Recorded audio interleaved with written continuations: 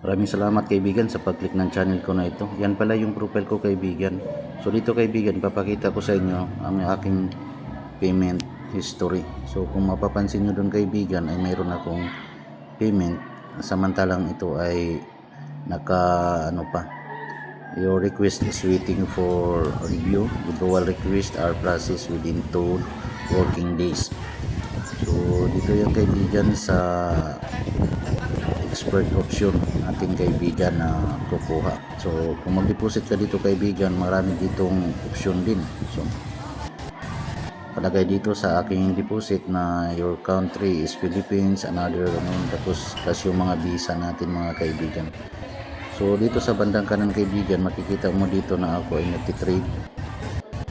Yan. So yung sa trading natin kaibigan, tumaya tayo na yung hula natin kaibigan ay pataas.